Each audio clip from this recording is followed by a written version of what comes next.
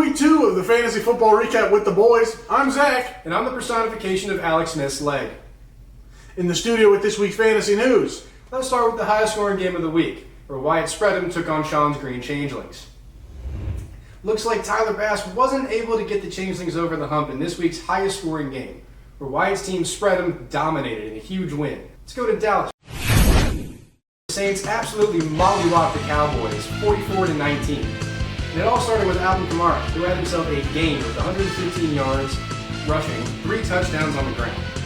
If that wasn't enough, he also had 2 catches for 65 yards and another TD, where he put up a monster 44 points himself, completing the season's 3rd player hat trick. If that wasn't enough for Wyatt, he also had the Giants receiver, Malik Neighbors. He was everywhere with 10 catches, 127 yards, and a touchdown, where he did damage through the air. He had 28.7 points in a loss against the Commanders. If that wasn't enough scoring, he also had Fairbairn, who put up 17 points last week and 19 this week. He went 1 for 1 on extra points and hit all 3 picks from beyond 50 yards. That's right, Addison. Now, for Sean, let's stay in Houston, where Nico Collins came through with an insane performance with 8 catches for 135 yards and a touchdown, where he put up a team-leading 27.5 points. Dalton Schultz was also there with 2 catches for 21 yards, giving Sean a cool 4.1 points, not to mention a Texans defense that gave Sean's Changelings 15 points with 7 sacks, 2 interceptions, and a win over Chicago 19-13. Now, let's take a look at that fucking second rounder, Tyler Bass. He looked decent in a win over Miami, and the recently injured Suicide Dolphins, where he hit all his extra points, going 4 for 4 and hit 1 field goal. Either way, the final on this one, Wyatt Spreadham 143.8, Sean's Green Changelings 117.7. Which brings us next to the game with the Njigbas in Paris and the Dingleberries. This one definitely hurt last year's champ, as Coleman's Njigbas in Paris came in on the back of who else but Jackson Smith and Jigba, where we go to New England.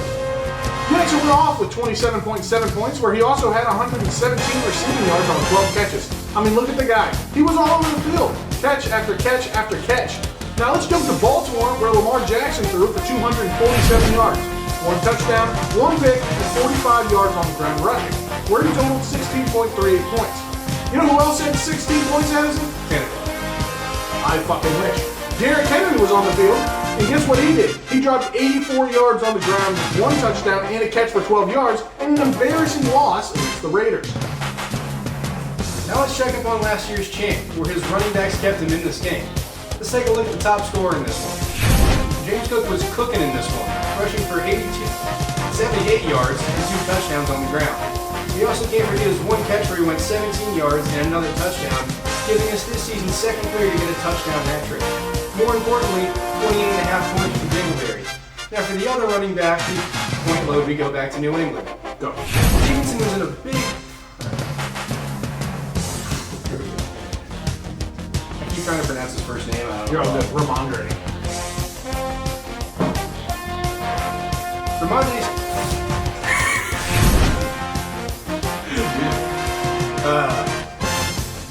Stevenson was big in a close loss with the Patriots, where he ran for 78 yards and a touchdown. He also had 2 catches for 9 yards. And sadly, this loss comes in the form of another. The Dingleberries lost QB to a tongue bundle, to a scary head injury. The concussion may not only hinder Miami's QB performance, but could see young QB's early retirement. With the backup, Tyler Thompson. Wow. Yeah. Either way, he looked like dog shit. Unfortunate loss for the football fans and the Dingleberries. The final one in this one, 99.7. Dingleberries, 86.7. We'll be right back after this quick commercial break. I'm going to have so much cutting to do. Alright.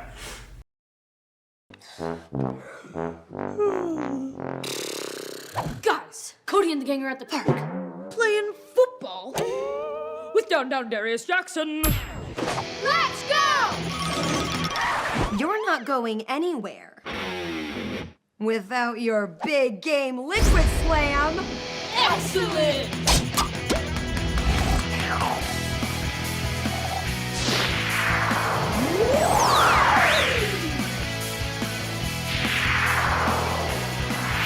Go long. This one's going downtown. Whoa! Now I got a full team. Yeah! Yeah! Liquid Slam! Liquid Slam!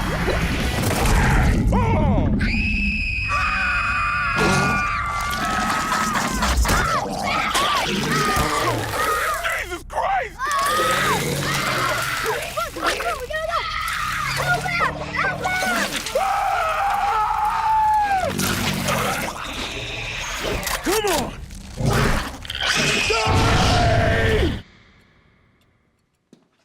Oh. Tough day, kids? Well, I've got just the thing. How about some big game pizza pig skins? Yeah! Hungry got me in a grapple. Big game pizza pigskin is my hunger that you tackle. All day, every day, big Touchdown, game. Mrs. D. Big game pizza pigskins for your taste buds a touchdown.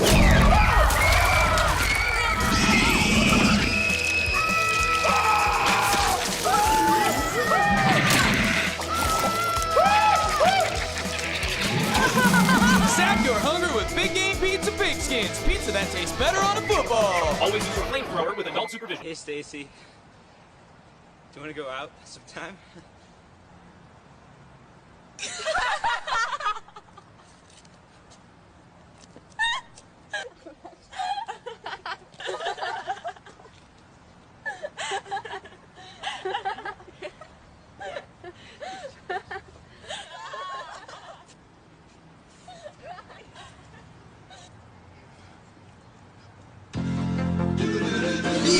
Hey, all right. Doesn't matter what comes. Fresh cookies. Nothing but I'll kill you! I will kill you! Mentos, the fresh maker. Mama G was looking to bounce back after last week, and this week she abused a minority in Sam. Wow, really? You wrote that? I did. And Sam and the Sam-A's. Let's look. Badass Bitches were in a completely balanced attack, where the Badass Bitches came in on a huge rookie performance of Maserati Marvon Harrison after he was in the shop last week. With a few flashes of brilliance, with 4 catches for 130 yards and 2 touchdowns, he went up a team leading 29 points. Martin definitely proved the doubters wrong after last week.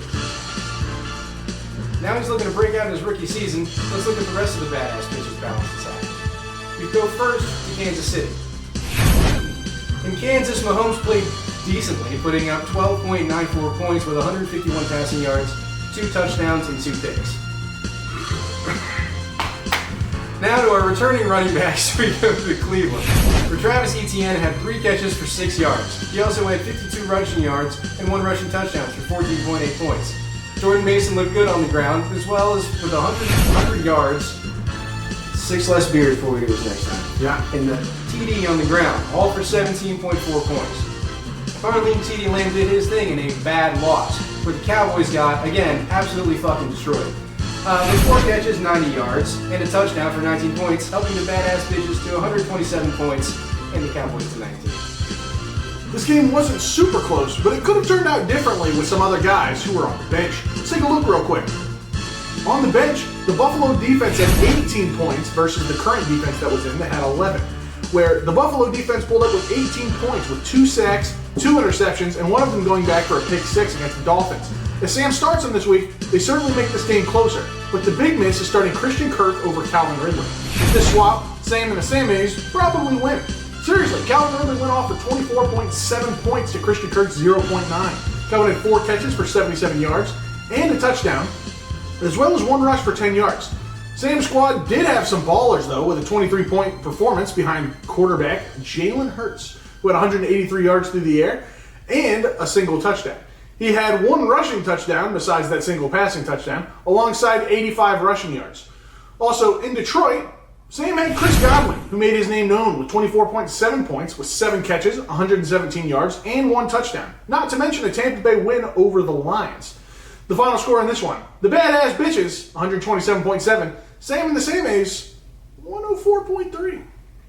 Which brings us to our next big matchup of the week, Art versus Caleb, where the 1-0 Art-led Old School Killers led a balanced attack with a huge 23.3-point performance by Jay Jettis. Justin was back in peak form for the early part of this game, where he carried the Vikings offense with 4 carries and 133 yards, as well as a 97-yard touchdown.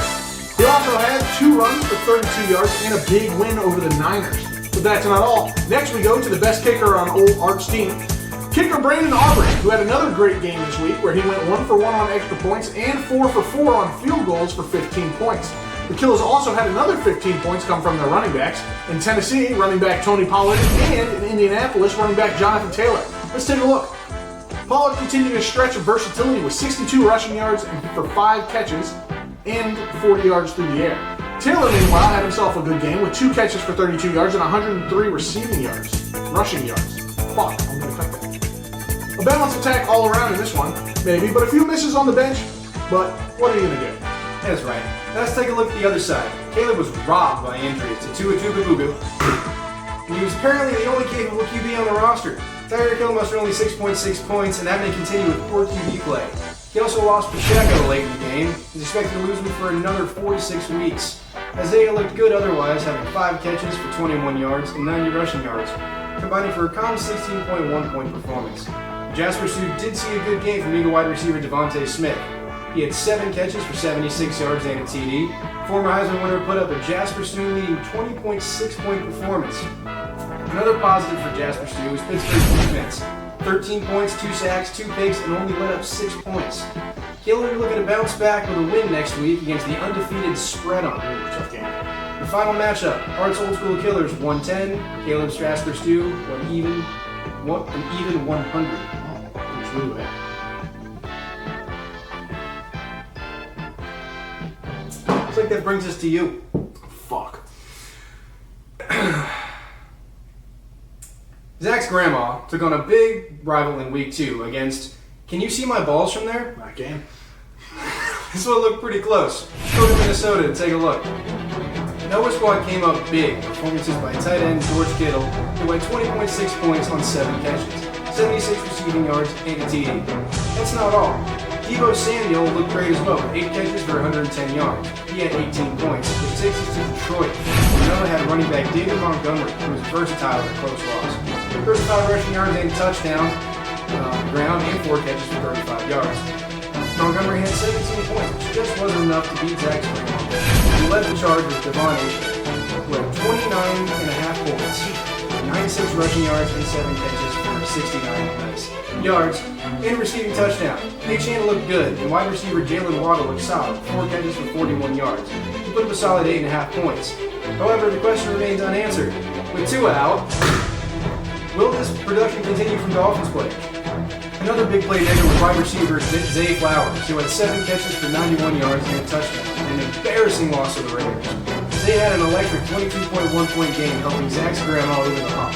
The final score in this one, Zach's grandma 106.9, Susan Diff 95. That sounds like that was a good game.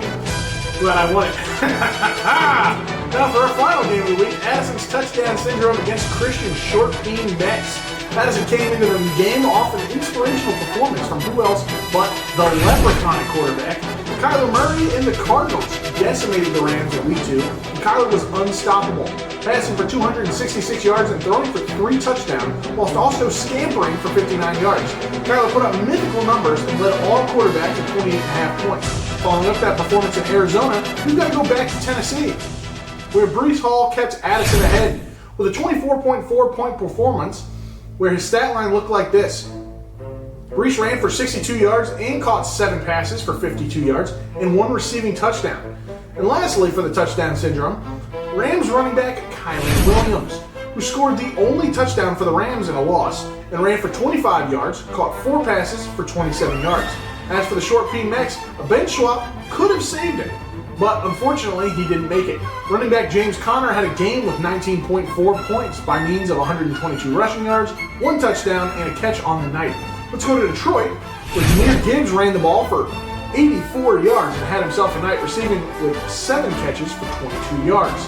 And Amon-Ra St. Brown had 11 catches for 119 yards, combining for just over 40 points between the two Lions. And finally, tight end Trey McBride, who had himself a breakout game after like 9 fucking years, where he had 6 catches for 67 yards, as well as a 2-point conversion catch. Either way, the final in this one, Addison's touchdown syndrome, 121.34 to the short Pete Mex's 109.46. Now, before we wrap up, let's take a look at our standings, brought to you by Liquid Slam. When you're feeling thirsty, kill your family. In 12th place, with a record of 0-2, unfortunately, bringing up the bottom, the short P. Mex himself.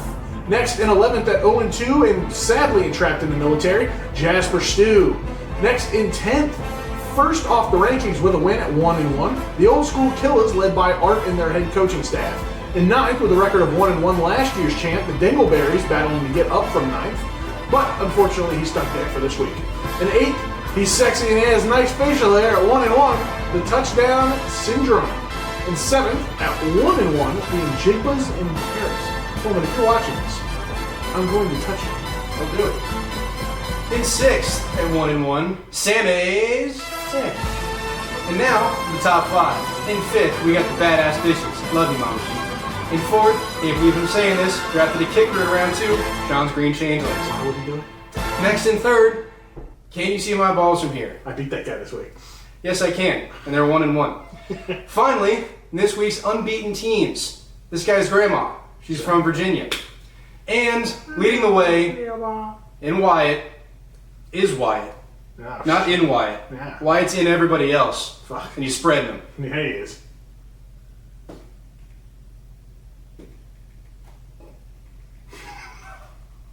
Thanks for joining us on our Week 2 episode of Fantasy Recap with the Boys. I'm Zach. And I'm Deshaun Watson's conscience. You just hit my cat.